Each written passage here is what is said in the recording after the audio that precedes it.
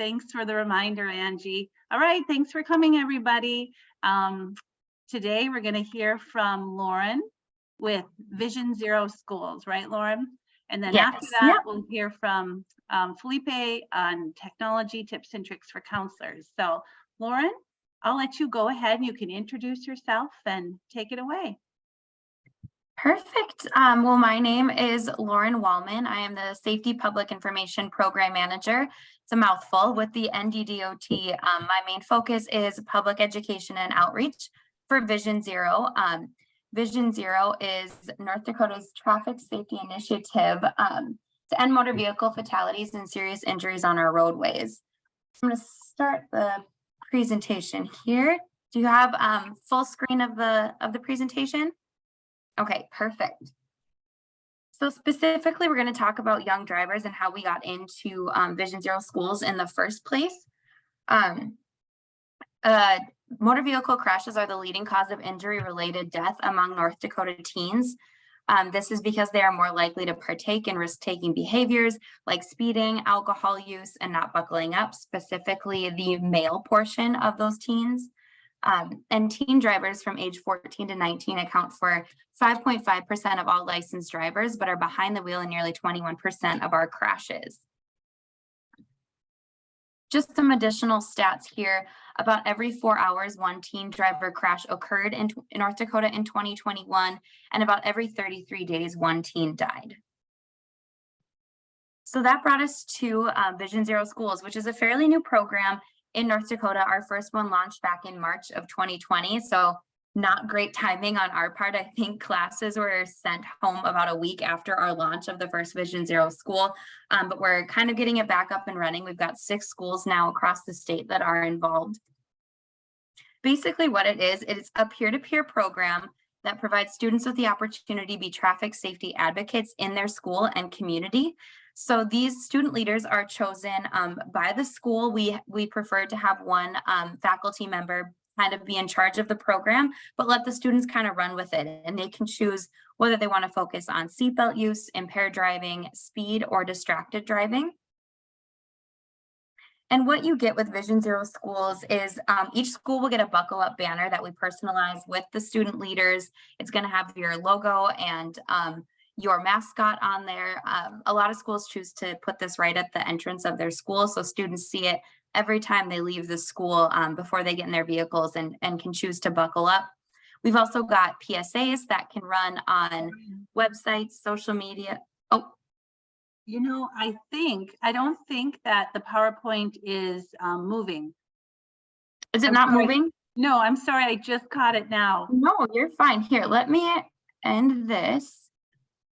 Okay, now I can see the kids holding the banner. Okay, so it must have, let me change my share here. Sorry, I didn't catch that sooner. I was like, oh, maybe we're not moving forward. Nope, no problem here. I may have, I think it's when I switch from, but why is this? Okay, well, maybe we can just keep it right here. I guess I don't need to. Well, now I think now we can, oh, okay. Yep, here we go. Okay, I'll just keep it on here instead of present mode. For some reason, when I switch, it seems to take it off of there. Okay, so, all right.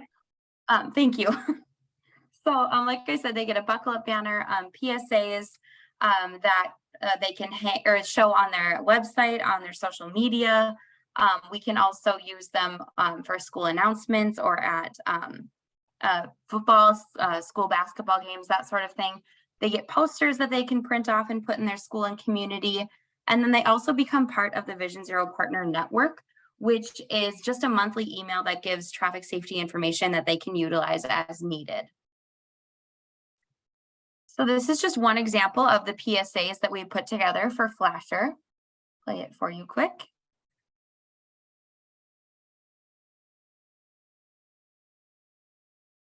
Darn, we can't hear them. We can't hear their voices. Shoot, I'm just striking out here, I guess. Well, shoot. You know, if you don't mind, though, we could share this presentation on our site or the videos. Yeah, definitely. I can send that over to you. So that'll shorten up my presentation a bit, but that way you can Sorry. read. No, not a problem at all. That's on my end. So I've got a couple of videos here. One's focused on distracted driving. One is focused more on speed. And then that's just a portion of what they've done. Flasher also hosted a Vision Zero Day in their school, which was really great. We got involved with the Morton County Sheriff's Office, Highway Patrol, EMS, the fire department, and more. And they had little booths basically set up outside of their school, and the Vision Zero student leaders took the younger classes and took them around to these different booths, ranging from seatbelt use to impairment. They had a drug dog there and did some demonstrations with their drug dog. It was just a really fun event for the entire school. So that's something that we can do with you as well. And then additionally, you can have distracted driving or buckle up challenges. We'd be happy to assist you with those. A distracted driving challenge essentially is just using an app. A lot of homerooms will do this. So it's an app that you download and it tracks your safe miles driven, basically your distracted free miles. So it lets you know on your app how many miles you drove without looking at your phone. And then the homeroom with the most safe miles driven will get to have a pizza party or get something kind of fun like that, or a good parking spot maybe that week. And the buckle up challenge is the schools are taking their student leaders and putting them at the entrance to their parking lot and counting how many students are buckled up on their way into their parking lot. And then doing a week-long promotion of seatbelt use and talking about it in their classes. And then doing another evaluation either at the end of the week or end of the month and seeing if that number improves within their school. And then we also love getting the student leaders involved too. We do an assembly to launch all of the Vision Zero creative and their banner and videos. And we love having the student leaders be part of that and give a little bit of a speech on why they thought it was important to bring Vision Zero schools to them. And a lot of these have been small town schools. That's kind of where we started, because these are the students that are driving those rural areas, 30 plus minutes to and from school every single day. But we're also really looking to get it into the bigger schools as well, like in Bismarck, Mandan, Fargo, those bigger cities as well. So like I said, we have 6 so far, and we are looking to start more in September, October of next year, so you can get a full year of Vision Zero schools. We can start the process this year, but for shooting the video and photos, that would probably be more September, October. So it's kind of a very quick recap, and I'm sorry the videos didn't work, but I can send you those PSAs for you to take a look at. I have a quick question. So are the PSAs, do they show them then to the student body? Yes, so we present them to the student body, and then we post it on the Vision Zero website, and we use it on our social media. A lot of the schools have then taken it and posted it on their school websites as well, which is really cool. That is cool. Great. Does anyone else have questions for Lauren?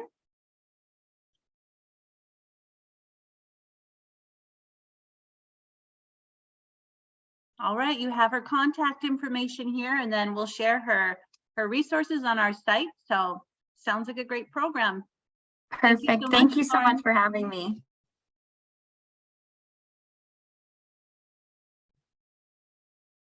So I'm going to switch over here to Felipe. All right. Well, hello, everybody. Hopefully my presentation goes well with the technology. But I don't want to eat my words. This being a technology presentation, and then all of a sudden the technology doesn't work. But hopefully it's kind to us. So let me get it going here. There we go. And then I'll go full screen here. Can you all see it as full screen?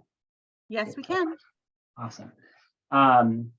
So thank you for North Dakota for having me. So let me set a lot of these first slides are just going to be some intro with hatching results. So thank you for inviting me. My name is, so if you want to check out the presentation, get a link from it. So if you're watching the recording and you want to actually look at it, go ahead and follow this bit.ly, bit.ly. 1213 is our date, so 1213, and then NDCC is what I just did for our coffee chat. So I've got my coffee. Hopefully you got yours, and we'll go ahead and get started. Since we have such a small group, we're not going to worry about like names and stuff like that. But hopefully this is helpful. So my name is Felipe Zanartu. I am a elementary school counselor in Southern California. I work in a district called Murrieta Valley, which is about hour 15 minutes north of San Diego and about 2 or so hours east of LA. So it's in a place called the Inland Empire, or the IE. So if you know where Riverside County is, we're in Southwest Riverside County. Just a few accolades. I've gotten RAMP a few times. So building comprehensive programs is definitely my jam. And I'm a PL specialist with Patching Results. And every once in a while we get to do the podcasts. And I also once a year get to do the RAMP reviewing. So if that's something that you're interested in, shoot me an email or something at the very end. See there's a chat going, but I want to make sure that we're all good. Okay, cool. We're all good with the chat. So I'm going to skip the Zoom masks and everything like that because most of it's being recorded, and I think we have about 7 people in here. So, all right. So here are just some of the objectives of this chat. So I was thinking pretty deeply about what we could do, and I just think about like what are some tangible tools that I use. And here the tricky thing about like a technology presentation is that we have varying levels of technology with here. So for some some of these tools may not be groundbreaking, and others I hope you can really latch onto and really build on that knowledge. So the 4 things I'm really going to focus on is productivity and email, because I think that's huge, especially as you're working within a school system. Tangible tools that are kind of techy that help improve your office. I think they're helpful. Application of web tools. There's a lot of web tools out there, but there's a few that I use quite frequently that I think are really, really helpful. And then just some general office hacks. I'm not talking about hacking into your computer, but just that make your office, fun for the kids. I'm an elementary school counselor, so some of them might be elementary centric. So I apologize for if that happens, but I do think there's a lot of application for from the other grades too. So there's one in particular that probably, if you're a high school counselor, I might get some eye rolls. So I apologize in advance. So let's jump into email tips and tricks. So first things first, this is something I share with people all the time. It's a way that I helps me organize my emails, as I create what are called smart folders with rules. Okay, so what you see on the slide are and just so you know, this is Microsoft centric, but I know there's ways to do it on Google, but our system uses Microsoft. But essentially, within your inbox, you can create folders for all of your emails. And you're probably thinking, duh, Felipe, like everyone can do that. The part that's very helpful is if you can create rules for each one of them, you can actually have your email automatically file these emails into folders. So I have some for attendance, for staff resources. I have a specific one for my principal, my AP. I have one for each one of my grade levels. And then that's helped me a lot to make emails a lot less overwhelming. And I can really track conversations, especially within grade levels. So I'm going to show you how to go about doing that. First things first, to create a folder, you're just going to right click on your inbox and create a new folder. Pretty simple, just like you would with Word. And then the rules section is a little bit more, take your time with it because it can seem a little bit overwhelming. But essentially what you do is you would type at the very top rules. It usually comes up. And then you create a new rule. And what I do is I move messages from someone in a folder, and then I move it to a specific folder I have. So I just created one called Nice Tools just as an example. So I put myself as an example. Like if I got a message from myself, it would go into the Nice Tools folder. And then once I hit apply, what happens is every time I get a message from that person or that group, then it all gets filed in, and then all those conversations happen within that folder. Now, again, it really depends on your mindset and how you process email. Some people like to do the whole delete thing, but I found it's really helped organize my life, especially with the hundreds of emails that I get every single day. So if you think about your different grade levels, you think about if you're in high school, maybe it's different departments, you know, different administrators that you, or just administrators in general, having all that email organized, I feel like it saves me a great deal of time. Now, what I will say is this is a little bit time consuming at the very beginning, but it does pay dividends in the future. So it does take, you know, you have to kind of have to think about kind of what types of folders you want, who are a part of those groups.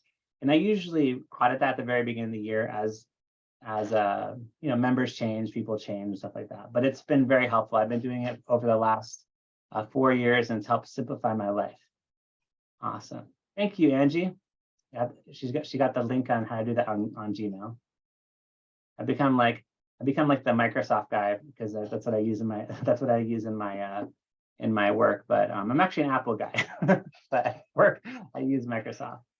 Email groups is another one. I know there's Google groups as well, but you wouldn't believe how much it speeds it increases the speed of your emails. But basically creating groups for your grade levels, for your frequently emailed people. It's pretty simple. You just create a group, you put their emails in there, and instead of typing each person individually, you can just create like a title of something of a group. So I make them abbreviated with the same type of format. So CC, my campus is Cold Canyon, so CC first, CC second, CC third. And just like I said with the other one, I always audit it and change the members. But instead of taking 30 seconds to type out everyone's email, I just type in CC first, and then I'm good. And it saves that, if you think about 20 seconds saved, it does add up, which is great. I mean, how you do it, again, here are kind of the steps to do it. You basically go to your contacts, you choose a contact group. You can choose from your address book. If you're in a Microsoft district, they usually have all addresses like compiled, so you don't have to painstakingly type them out.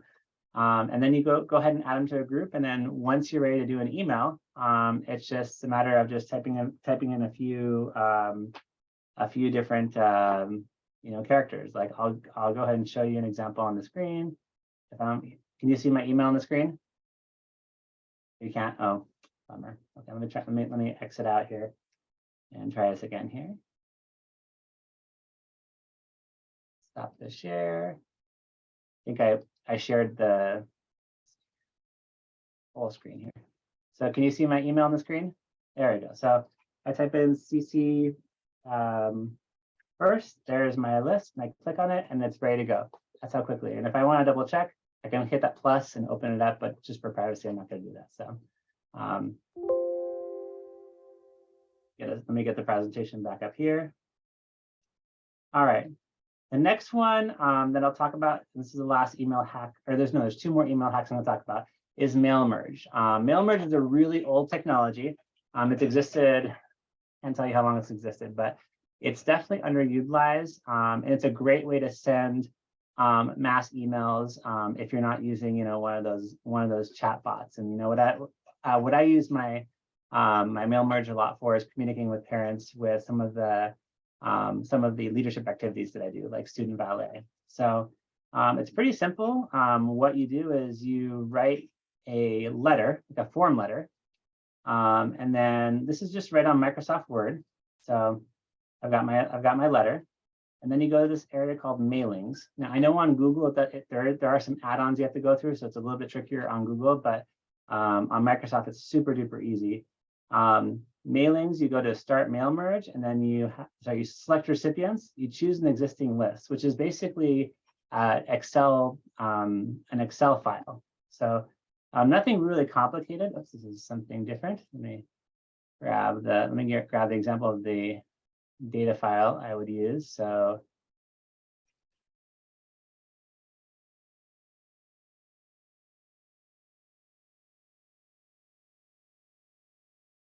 moving it.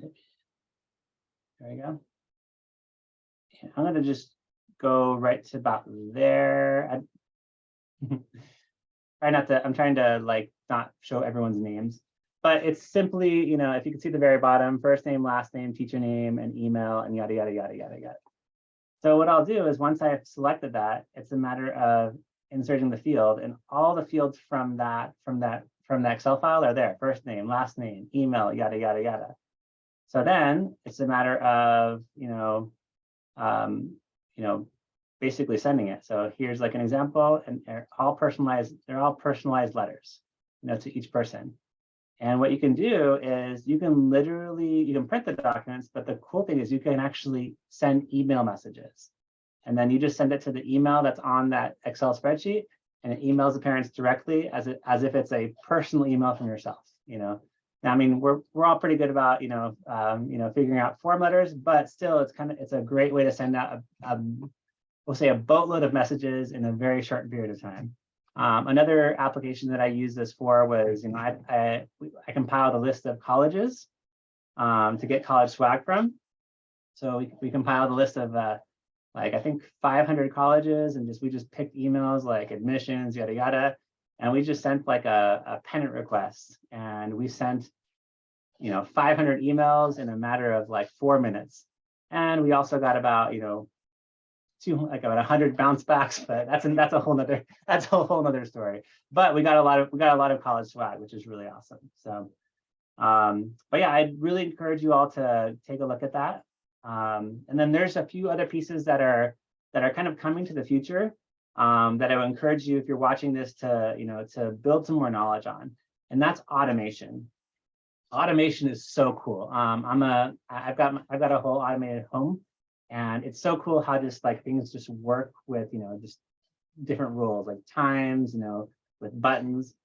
In this case, one of my PBIS activities is to do student recognition. So the student of the week. So I realized I was emailing the same email every single Friday, reminding teachers to fill out a form. And I was thinking to myself, there's got to be an easier way. Well, enter Power Automate, which is part of the 365 suite. And what it does is you can just pick a time of the week, and you can just type, and then it will send an email that's basically the same thing over and over. So in this case, over here of the week, I addressed it to teachers, got the link, and I'm in a meeting right now. Thank you. Life and Elementary Counselor. And basically every Friday at 4:03, you get that email from me, which is really awesome. And then I don't have to do anything. And then that,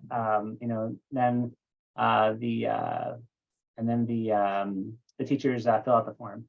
In the chat, Angie threw in the add-on for the mail merge. Thank you very much, Angie.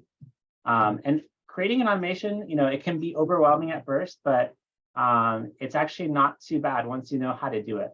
So it's just a matter of like understanding, how a process works. So here's another example. This is one about an email that I get when I get a consent form. So I've got a Microsoft form or like a Google form. And what happens is it pulls the data from that form whenever it's filled out, and it sends it right back to me. How is that helpful? Well, I want to know when I get an online consent form so I can start doing that work with the student. So again, it saves me the time from having to double check every single day whether a form has been created. And it also gives me more of the information. So definitely something to build some of that knowledge. For me, it's still foundational knowledge, but I think it's really good, in terms of like powering your life. So that's with emails. Let's go with devices and tools. This is kind of the fun stuff. The first thing I'm going to say is smart speakers. I love having a smart speaker. I've had a few counselors over the last few years show me what they use their smart speakers for, and it's just great. It's kind of like having your own personal assistant instead of just pulling out your phone. I currently have a HomePod Mini under my desk, and it helps me with just answering some basic questions, everything from the weather to, I'm not the best speller in the world, and hopefully I didn't misspell something in here, but sometimes I'll just ask, Mrs. S, I'm not going to say it because it's gonna react, how to spell something, or general knowledge. It's also fun because if, sometimes I'll use it in a counseling session, the kids get really engaged, which is really nice. And it's great. And it's a great connection, especially with those tech savvy kiddos. Obviously, there's a range of smart speakers. You've got your Alexas, you've got your Siris, you've got your Google Homes, and they range in prices. And I have a link to, I think most people know where to find them, but they're great. Even if you just want to play ambient music, nothing more than that. So it's a great tool to have. big, understanding cables. We have so many cables that we deal with, especially as we go into classrooms and do lessons. So I wanted to kind of go over some and talk about, the ones that you really should know. So the first cable I want to talk about is VGA, just because some people still use it. It's an older standard, and it's what we use to connect, basically kind of like the tube monitors, like the ones that you look like old TVs. And they're typically blue, and they have like this big, they have this big like upside down rhombus type of look, and they still do work with most screens, but they do take a little time to connect, and most new computers don't actually have that anymore, and all they connect is just the visual aspect. What's kind of replaced that with a lot of computers is the display port, especially on PCs. So you can see it's a lot smaller, and it connects a little bit easier. It also primarily just transmits the video. And what a lot of times what you can do is you can get if you have a computer that has HDMI, you can get a cord that's a display port to an HDMI, so you can plug in your computer if that's how you're plugging into a system. The other standard that's going to be really dominant the next 10 years is going to be USB Type-C. A lot of us probably have those. If you have a new phone that's been made the last year or two, almost every new phone has a USB Type-C, and and they can sometimes be hard to kind of figure out, which USB am I talking about? But the USB Type-C is one that's got almost like an oval look to it. So let me show you. I got one right over here. Hopefully you can see it. So it's got that oval look.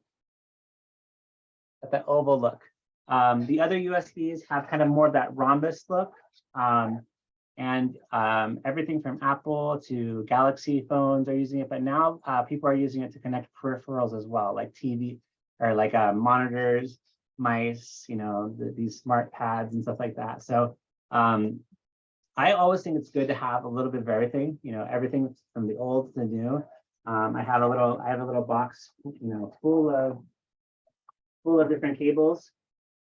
And it's helpful just to go to the dollar store and just get yourself a box so you have them all. So that way, if you're having to do a presentation, you're not having to scramble.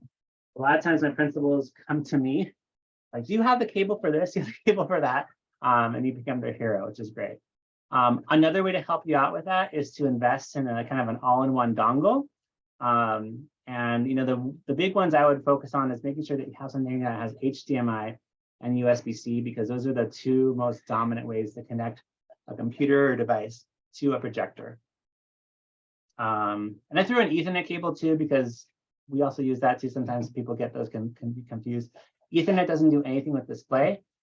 It basically hardwires your internet, so you actually get the fastest internet. So if you have a computer that actually has an Ethernet port, if you plug it in, you're going to get much faster internet than if you just relied on Wi-Fi. So just keep that in mind. One last thing I'll say with HDMI, which is for some reason not on here. I guess it's down here at the very bottom of the dongle. HDMI does transmit both audio and video, which makes it pretty helpful too. The next thing I'll talk about that's a nice tool to use and to have are the slide advancers. Slide advancers, they can be as thin as this, or look like the one right there. And what's nice is it helps you just be a better a teacher and presenter. You can be in front of the class, and not only do they have the lasers, but they also have, a lot of them have a dark box, which basically kind of cuts off the screen, so it makes it all black. So you can actually capture the attention of your audience. So they're not like staring at the PowerPoint behind you. So it's a great tool to use, and it helps with that teaching, and also can be helpful with staff. It's one of those tools that my principal will come and, do you have your slide projector? I've got it. I'm going to save the day right there. This one's a fun one. Smart remote plugs, but I mean there are smart plugs, with like the Siri Home. But what I'm talking about are just basically like, I've got this little plug that just connects to some outlets. It's magnetic. So I stick it over to my bookshelf, and on one of them I have my fan. The other one I've got my my space heater. So if it's getting too cold, I'll turn on the space heater. It'll get warmer. If it's getting too hot, I'll turn on the fan. So it's so again, kind of like what, you know, you can really adapt it to whatever you want. And it just uses a little radio frequency. Obviously there's the smart plugs that work with, you know, with Siri and Google, but those take a little bit more, you know, setup, and sometimes they crash with the internet and stuff like that. So I just use the old, you know, radio frequencies, which, you know, they make my life a lot easier. All right, lighting, okay. Lighting is definitely something that a lot of people are using these days. The LED lights are awesome. I've been meaning to actually put mine up, but this year has been so crazy. But just so you know, I'm planning to put it up. I actually ended up using this box to decorate a cart for my staff and use it for Christmas, which is really awesome. But the other piece of lighting that I use are these guys. It's you know, it's just one of those lights for the that people would use for their counter. But what I do is I put it on my bookshelf. And let me see if I can. I'm gonna stop the share really quick, just so you can see. Let me unmute myself. Sorry, and then what it does is it provides, you know, a little bit more clarity for what I'm actually trying to display. So I've got like my baby Yoda, which I'll talk about in a little bit. It looks a little bit different when it's dark. So and they're just triggered by motion. So I have to just recharge it like once a month or something like that. So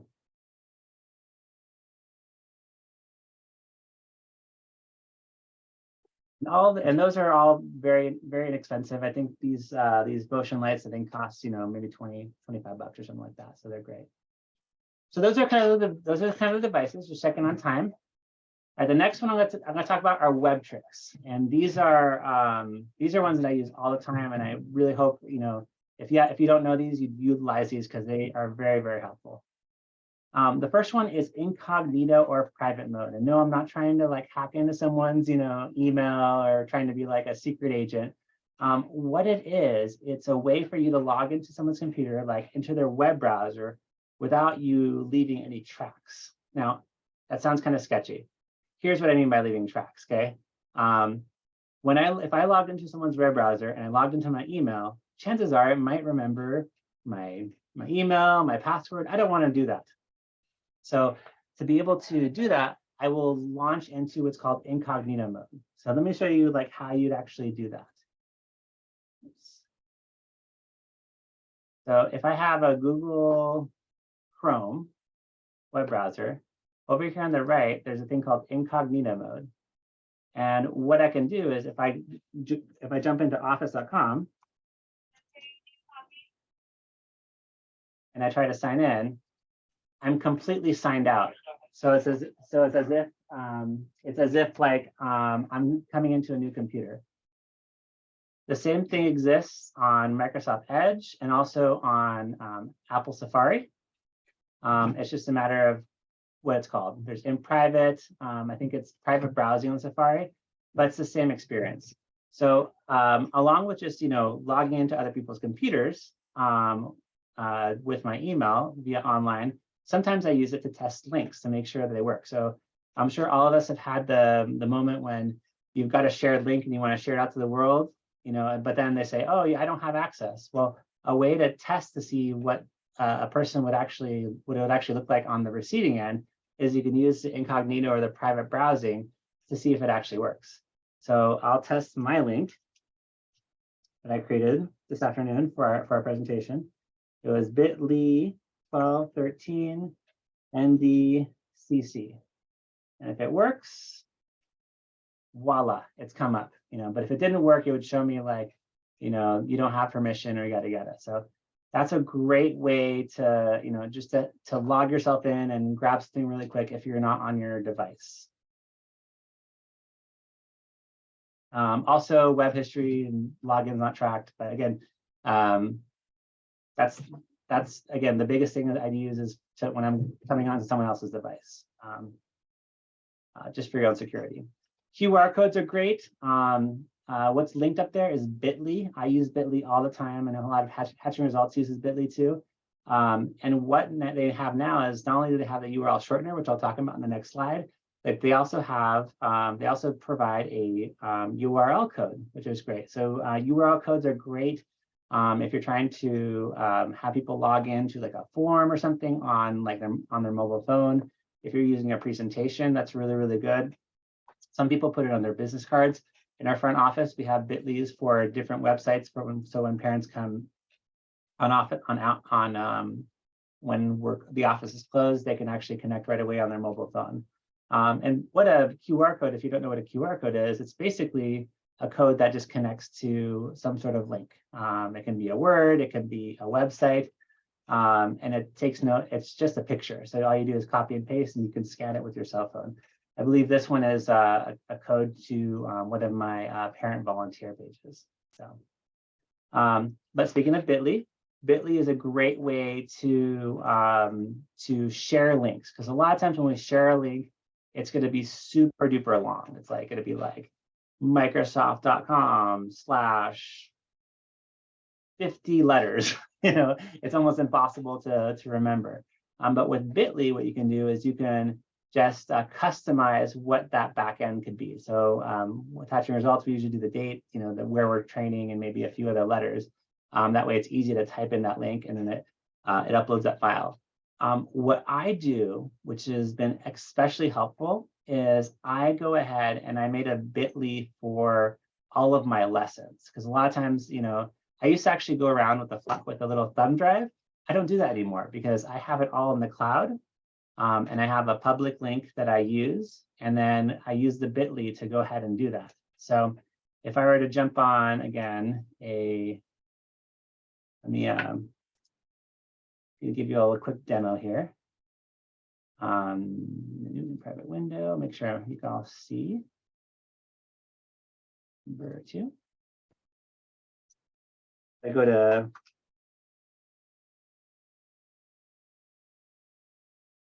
oops, and I didn't type it. I didn't type it in the right way. Let me actually type it in the right way for you all. I'm sure I have the. There we go. And it gets me, and within seconds, I've got access to basically all of my lessons. And what you basically need to do is go on to bit.ly.com. You can create your own account. It's free, and then there's some limits to what you can do. And then all you do, let me actually let me log on to the logged on version.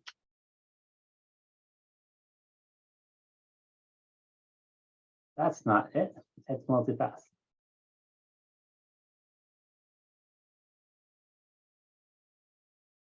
You have your dashboard. Here's the coffee chat that I created. So all you do is you create a new link, and you paste it.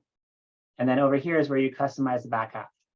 And it literally takes like a half second to do. And then you can add a QR code and all of that jazz. So it really, it's, you know, there's no excuse for you for not using it. And it's a great way if all you use it for is your frequently accessed files like your classroom lessons, it would have been worth it, which is awesome. Let me get myself back over here to the coffee chat.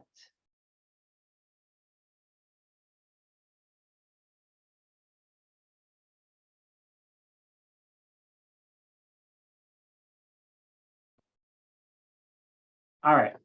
The next piece I want to talk about, and again, it's a nice way to help organize our life, is taking advantage of bookmark folders. Okay, so we all know about bookmarks. You know, we bookmark all of our favorite sites, and then we have like a million bookmarks, and then they get lost and we never use them. What I do is I created bookmarks for for just categories of my most frequently visited sites that I use, like my student information systems, the common forms that I use. And whenever I tab over, I can just quickly get to that a lot quicker than just typing. So it's not too hard to do. It's just a matter of, you know, it's just a matter of organizing your bookmarks and putting them in the bookmark bar. They have it for Apple and Safari. They have it on, I believe they have it for Chrome as well, and I use it on Edge. And it's just it's helped out my life, you know, tremendously, and just being productive. I can't do a tech presentation without mentioning Excel. Although talking about Excel would be, you know, a 2-hour plus, you know, it could be a whole day long seminar. But if you haven't used Excel, I would greatly encourage you to do your best to teach yourself how to build that knowledge. It can help you so much. Everything is simple as just organizing your data, creating awesome graphs, you know, making data-driven decisions. The latest Excel project that I did is an interactive dashboard, and I learned it not by reading a book, but actually watching this guy on YouTube. He made an interactive dashboard about a cookie company. And what I did is after I watched it, I came up with like, how could I apply that to like my work here at my campus?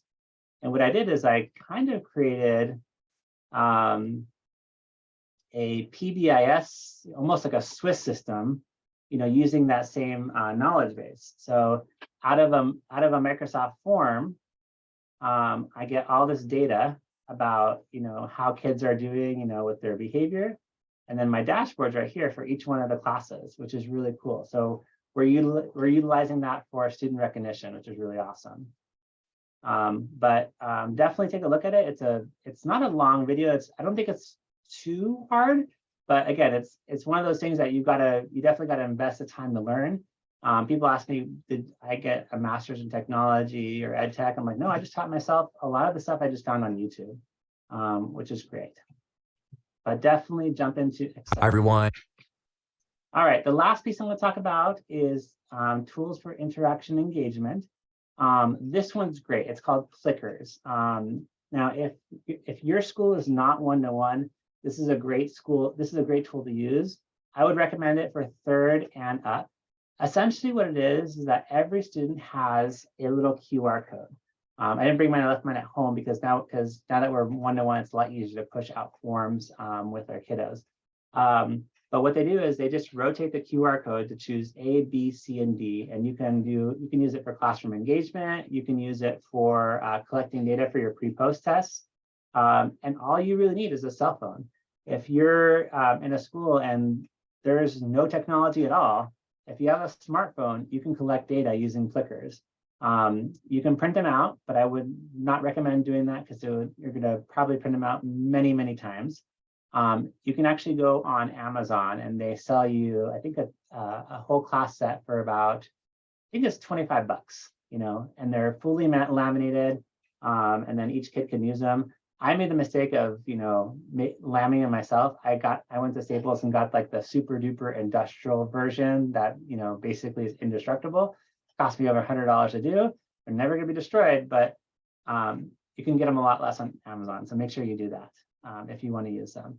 The link's up there. It's pretty user friendly to use. And again, if you're not one-to-one yet, or just like you don't have a lot of technology, but you want to infuse technology in your lessons, this is a great place to start.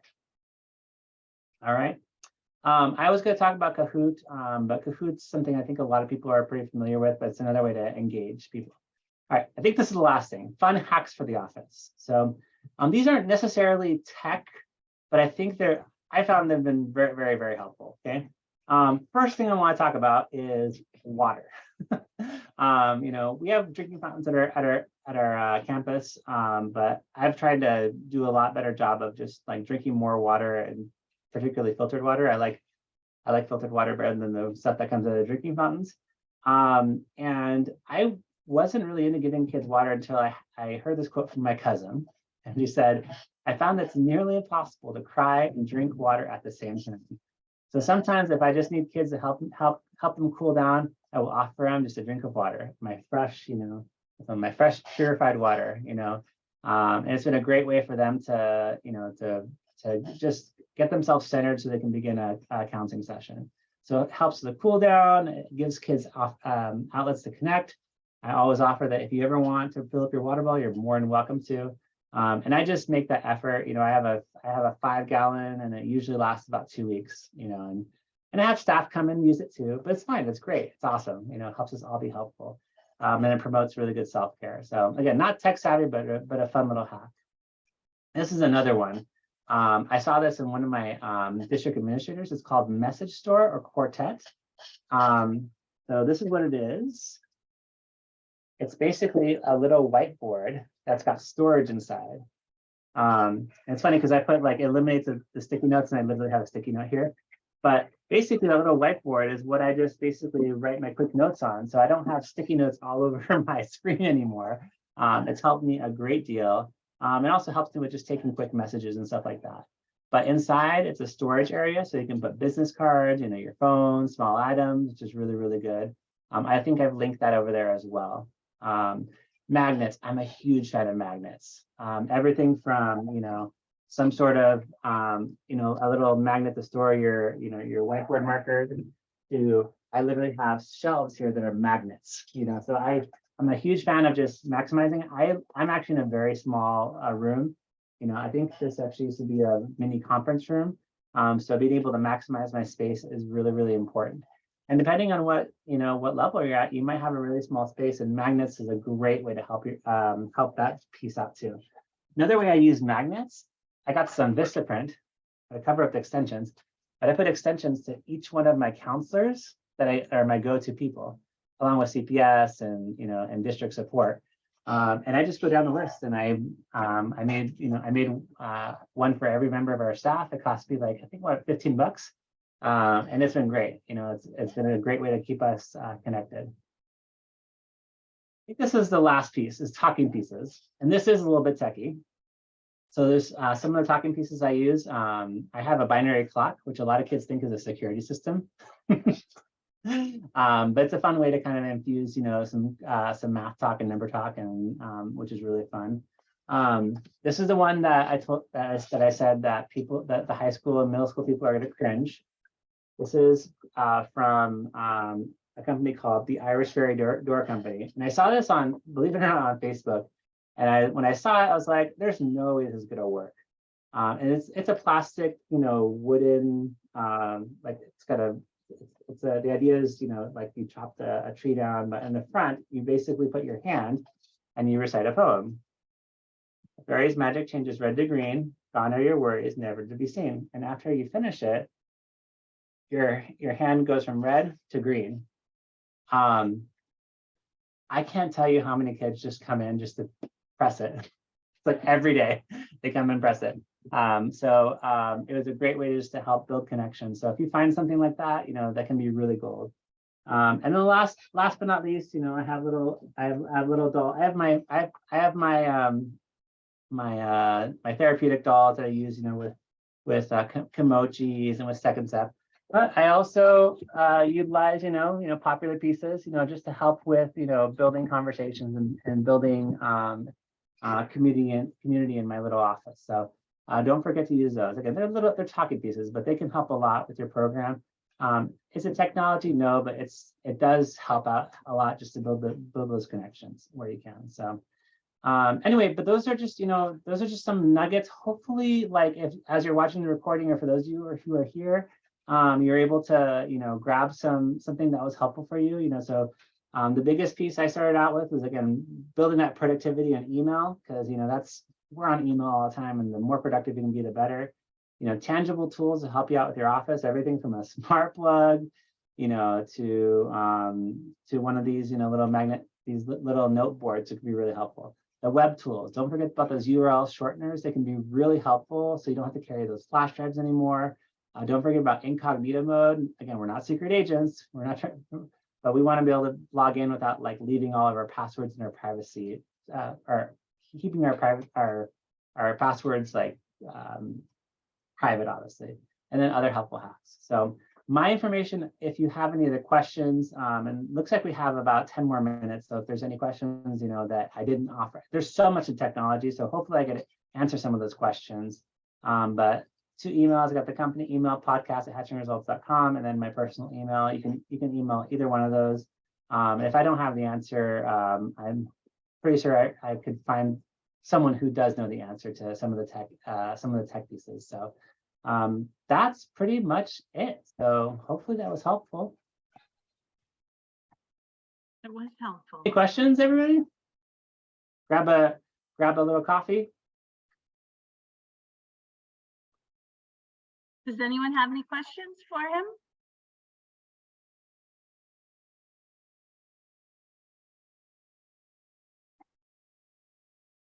pretty quiet group. All right. I say break time's over. Or they might be planning their run to the grocery store for milk and eggs. Exactly, yeah. It's Before a they're little snowed bit later in. over there, so. Well, thank you so much, Felipe. That was very interesting. I wrote down lots of different things, so it was great. It was good.